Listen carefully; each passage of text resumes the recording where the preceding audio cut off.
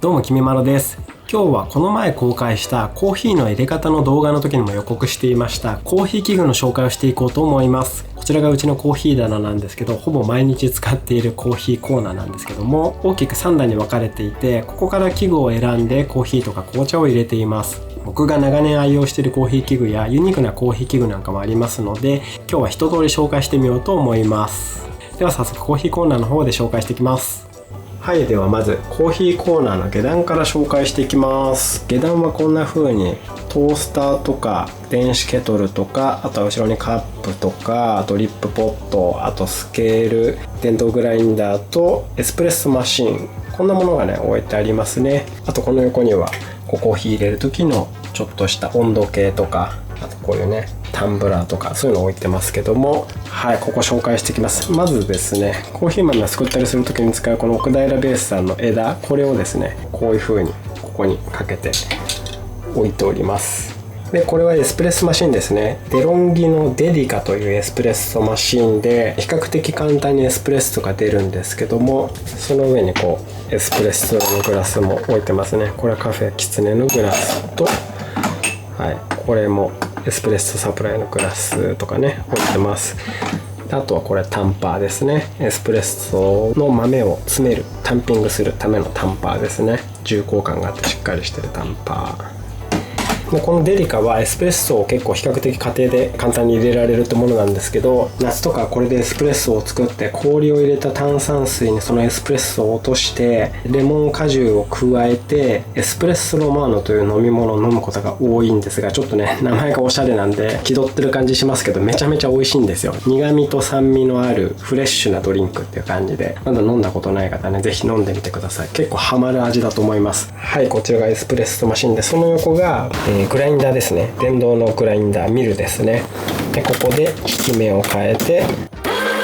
スイッチを入れれば電動でコーヒー豆が引けるというものですね。僕が使っているのはこちらはメリタのバリオ E というモデルを使ってます。これすごいおすすめです。安定して豆が引けるし、長いこと使ってますけど全然歯も傷まないしね、もうこれいいですね。でその横にはよく使うフィルターを置いてます。手前にこのウェーブドリッパー用のなみなみのフィルターと、あとこれはちっちゃめ1人用のペーパーフィルターと、あとこれはちょっと大きめな円錐形のフィルター、全部漂白タイプのものを使ってますね。それでこちらがスケーラーですね。コーヒー豆を測るところからドリップするお湯の量を測るところまでこれを使ってコーヒーを入れてます。これはねこういうグラムを測る測りもありますし、こっちがタイマーになってるので、ドリップコーヒーを作るときはね時間管理もすごい重要なので、お湯の量と時間っていうのを一緒に見ながら測ることができるコーヒースケーラーですね。これもなかったらね僕コーヒー入れられません。でこれはコーヒー豆を測るときとかに入れる、器ですね。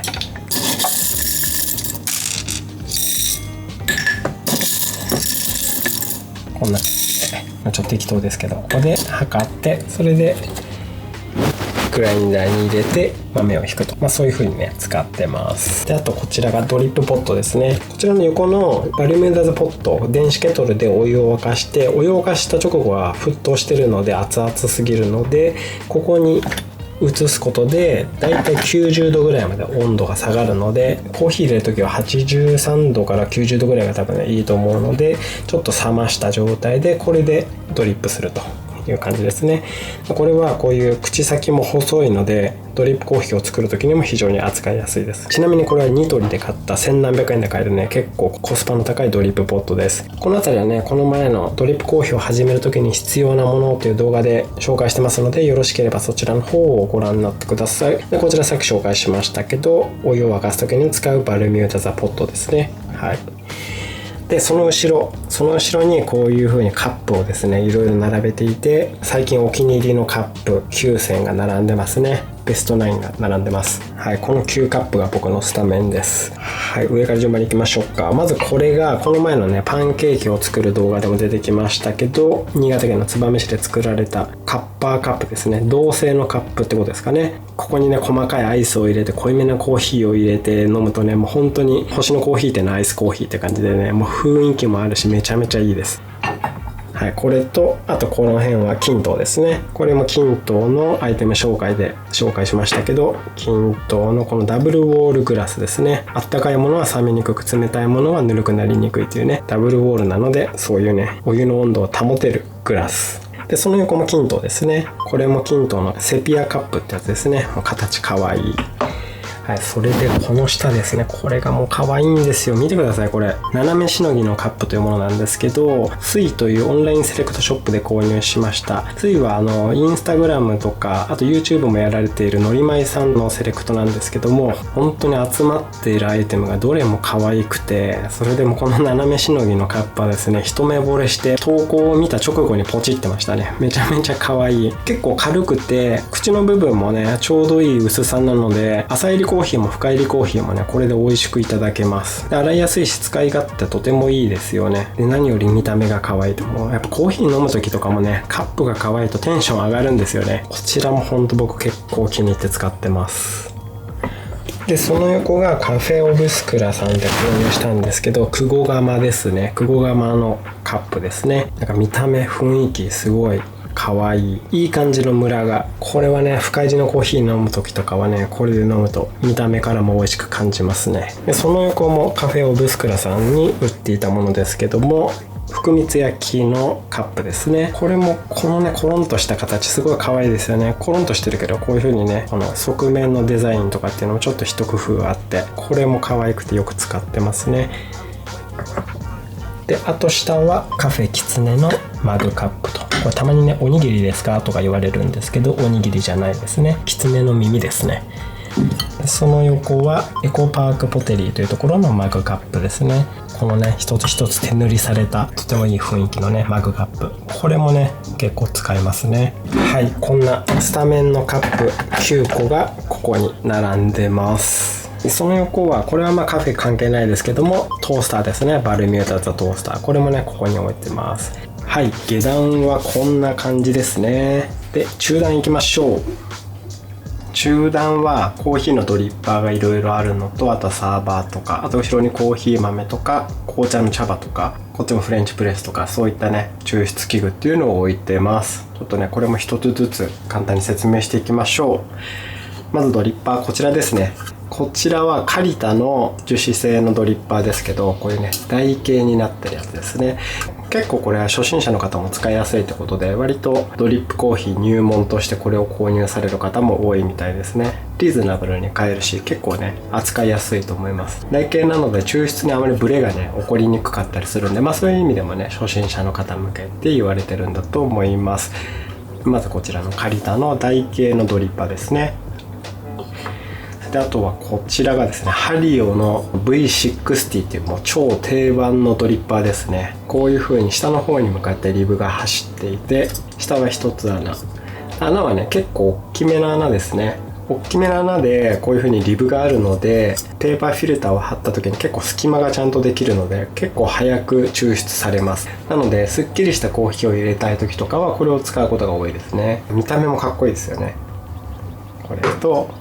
あと僕が一番使ってるのはこれですかね。こちらもカリタなんですけど、カリタと新潟県の燕のコラボですねのウェーブドリッパーというもので、これは以前買ってよかったものの中でも紹介しましたけど、朝入りコーヒーとか入れるときはねこれをよく使います。これはさっきのハリオの V60 に比べると結構味を安定して入れることができるなという印象なので、個人的にはこれが一番美味しく入れられるドリッパーというふうに思ってますね。こちらは穴がこう三つ穴になっていて、これねウェーブドリッパーっていうぐらいなので、こういうなみなみのウェーブ型のフィルターをここに入れて、でここに粉とお湯を入れて落とすんですけど、底面がこう平面になって穴も小さいので、粉の中にしっかりお湯が溜まるので、お湯のコントロールが比較的しやすいので割と美味しく入れられるっていうのがね、こちらのウェーブドリッパーの特徴なんじゃないかなと思います。柑橘とかシトラス系の香りの朝入り系を飲む時とかね、だいたいこれ使いますね。これがカリタのウェーブドリッパーで、あと深入りコーヒー入れるときはね結構これ使いますね。コーノというところの名門ドリッパーという超定番のドリッパーですね。これもこう円錐形になっていて、下の方だけにリブがついていて、上の方はねリブついてないんですけども、下の方にだけリブがついてるんですね。なのでペーパーフィルターを入れた時に下の方には少し隙間ができるんですけど、上の方は紙がぺったりくっつくので、少し上の方までお湯が溜まると雑味とかっていうのね、この辺のペーパーフィルターが吸着したところが雑味なんかをねキャッチしてくれるので、しっかりね成分を溜めて、この小さめの穴からお湯が落ちるので、濃いめのコーヒーを作る時とかっていうのには結構向いてます。なので深入りの豆を使って味の詰まったコーヒーを落としたい時とかっていうのは、僕はコーノの名門ドリッパー、こちらをね使ってます。これ僕樹脂製のクリアなやつ使ってますけど、色もいろんな色があるので、お好みで選んでみてもいいんじゃないでしょうか。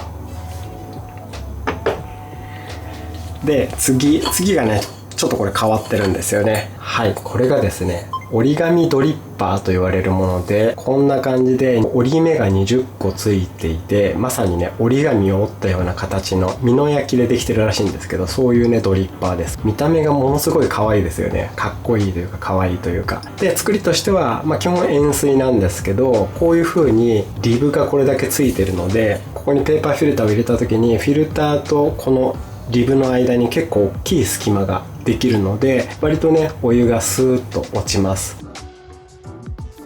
なのでこれもさっきの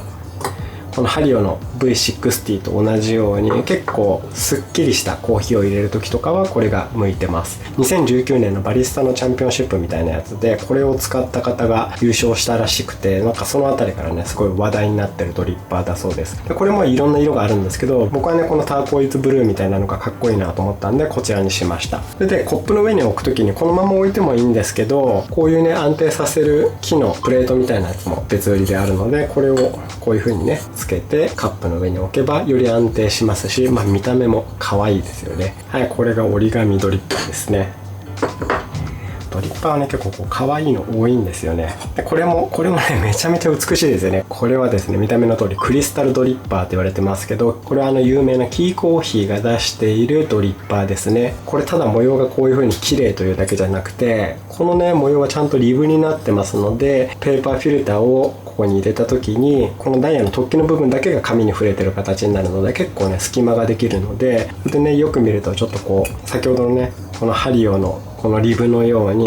螺旋を描くような感じでクリスタルが彫り込まれてるので、お湯がすごい綺麗に落ちます。穴もさっきのコーノより大きくてハリオより小さいぐらいなので、お湯もね割とスーッと落ちるので、すっきり味わい深いコーヒーを入れる時とかっていうのもねこれ向いてるんじゃないかなと思います。このね見た目がとても美しいので、お湯が落ちるところを見るためだけに使ってみたくなるようなね、そんなドリッパーですね。はい、ドリッパーはこんな感じかな。あとそうだ、ここにないけどフラワードリッパーってやつを持ってますね。フラワードリッパーもちょっとリブの形が特徴的で、その名の通り花びらの形をしたようなドリッパーになっていて、このフラワードリッパーも最近ね流行ってますよね。まだ僕そんな使いこなせてないですけども、結構でも美味しいコーヒーが入れられるということなので、もっとね勉強してみたいなと思ってます。はい、ドリッパーはこんな感じですかね。であとこれがサーバーですね。これはこの前キントーの紹介をした時にも出てきましたけど、キントーのコーヒーサーバーですね。ここに点々と2杯4杯かなの、コーヒーが入れられるって分量メーター付きのシンプルでミニマルなデザインのコーヒーサーバーです。最近はねコーヒーサーバーをもうずっとこれ使ってますね。ここに氷を入れて熱々のコーヒーをドリップして振ることで急速冷却したアイスコーヒーを作ったりっていうのもできるので、こちらのコーヒーサーバーね結構使ってます。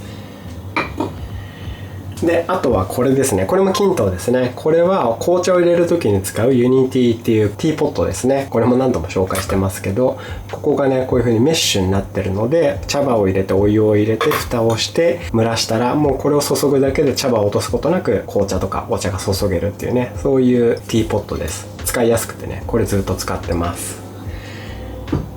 でこれはですねイタリアのビアレッティというところのエスプレッソメーカーですね。モカエクスプレスというものですね。ここに粉とお湯を入れて直火にかけてエスプレッソを抽出するっていうね、ちょっとねユニークなものなんですけども、うちねさっきのエスプレッソマシンもありますけど、直火でねエスプレッソを入れるとまたちょっと一味違った感じになったりするので、割とこれ使ったりします。これで出来たてのエスプレッソをアイスの上にかけてアフォガードにして食べたりするとねめちゃめちゃ美味しいんですよ。なのでねもうこの夏またこれ大活活躍するんじゃないかなと思ってます。あとはこれいきましょうか。これはですね、結構前に紹介してますけど、ハリオの水出しコーヒー用のボトルですね。このメッシュの中にコーヒーの粉を入れて、それでお水をゆっくり入れて13時間ぐらい冷やせば水出しコーヒーができるというものです。これこの前ですね、僕の大好きなコーヒー豆屋さんで買ってきた浅入りのコーヒー豆をここに入れて水出しして、それをこのキントンのねタンブラー、これも何度も紹介してますけど、このキントンのタンブラーに入れて会社に持って行って飲んだんですけども、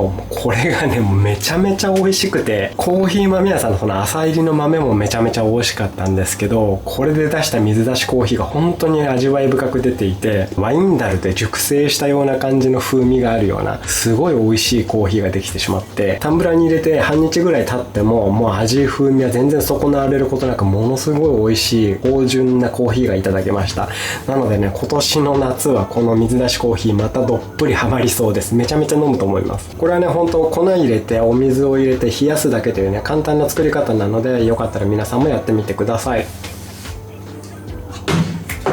でその隣にあるのがこれがですね、これもまた面白くて、エアロプレスというプレス式のコーヒー抽出器具なんですね。こういう風に押し出す形になってるんですね。ここにコーヒー豆を入れて、ここが取り外せるんですけど、ここにですねこの紙のフィルターをこういう風に入れて、それでここにはめ込んで、そうするとフィルターがここに入る形になりますけど、ここにコーヒーの粉を入れて、お湯を少し入れて攪拌して、さらにお湯を足して 200ml ぐらいですかね、お湯を足して、でちょっと蒸らした後にゆっくりこうプレスしていって、コーヒーを下からポタポタポタポタと絞り出していくと、そういう抽出器具なんですけど、いわゆるねドリップコーヒーとは全然違った味のものができて、ある種の癖みたいなやつがもうそのままね飲めるっていう感じで、僕結構これ好きなんですよね。で作り方も比較的簡単なので、もうコーヒーの旨味そのまま飲みたいなって時とかね、このエアロプレスよく使いますね。これも結構僕好きですね。でその隣、これもプレス式なんですけど、こちらはドダムのフレンチプレスですね。ここにコーヒー豆を入れて、お湯を入れて、蓋をして、で上からこれをスーッと下げていくことで、粉が下に押しつぶされて、お湯だけが上に上がってくると。ここにね豆の成分を抽出して上がってきたコーヒーをここから注ぐと、そういったものになってます。これもねさっきのエアロプレスと一緒で、結構ねコーヒーの味そのままいただけるって感じで、これもねよく使いますね。であとその横、これそうだ、これもドリッパーですね。この富士山ドリッパーという、逆さまにすると富士山の形になるっていう、これも新潟県の燕市で作られている素敵なドリッパーなんですけど、これはねここにフィルターをそのまま乗せるので、もうほぼフィルターとドリッパーに密着する面がないという感じで、コーヒーがね綺麗に落ちていきます。これをコップの上に直接置くとやっぱりね周りから漏れたりするので、これの場合はこういうサーバーに乗せた方が安全なんですね。これもキントーですけど、キントーのカラフェですね。これがね形ぴったり合うので、この富士山ドリッパーを使うときはこのキントーのカラフェに乗せて使うことが多いです。見た目が可愛いですね。この辺りがコーヒー抽出器具で、あとは茶葉とかコーヒー豆ですね。これはシンガポールの TWG という紅茶メーカーのブラックティーっていうね紅茶ですね。めちゃめちゃ美味しい。あとこれは中国茶ですね。ジャスミン茶ですね。このジャスミン茶結構美味しくて好きですね。カルディで買った台湾グルメを食べるみたいな時にも、仙草ミルクティーを作る時にこちらの茶葉使いました。これもね美味しいです。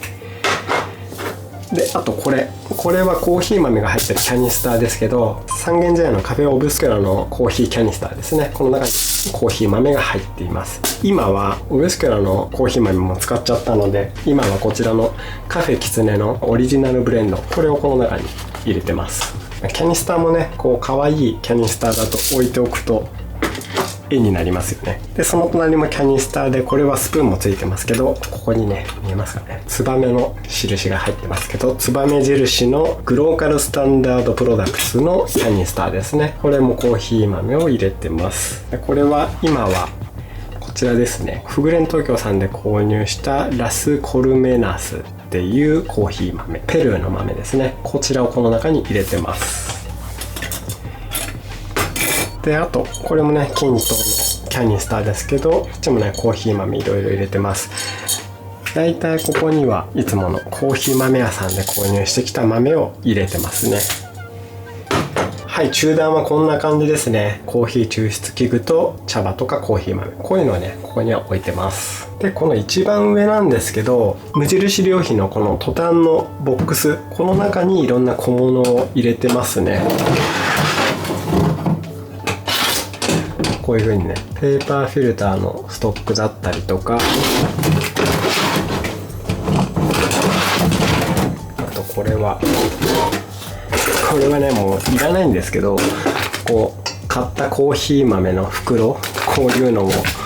コーヒー豆屋さんの袋めちゃめちゃあるけど、こんな感じでなんとなくねどの豆が美味しかったなみたいなのを思い出す意味もで込めて、コーヒー豆屋さん袋が可愛いんでこんな感じでね、あんま使うあて今ないんですけど取っておいてしまってます。であとはこの辺は最近は使ってない瓶とかそういうのはねしまってます。であとここの裏にですねスイッチがあって、これでこのオンオフができるんですけども、これをつけることでコーヒーをドリップするときに手元を明るくしてドリップがしやすくなるようにしています。はい、こんな感じですかね。はい、こんな感じのコーヒーコーナーになっています。僕のチャンネルとかを見てコーヒーに興味を持ってくれた方は、こういう風にねいろんな器具を使ってみると今まで以上にコーヒーライフがまた楽しくなると思いますので、よかったらね試してみてください。この他にも僕のチャンネルではコーヒーの入れ方の動画なんかも紹介していますので、よろしければ過去動画もチェックしてみてください。概要欄にねリンクも貼っておきます。またねよろしければチャンネル登録の方もよろしくお願いいたします。もしこの動画が良かったと思った方はぜひグッドボタンをよろしくお願いいたします。本日もご視聴いただきありがとうございました。ではまた次の動画でお会いしましょう。バイバーイ。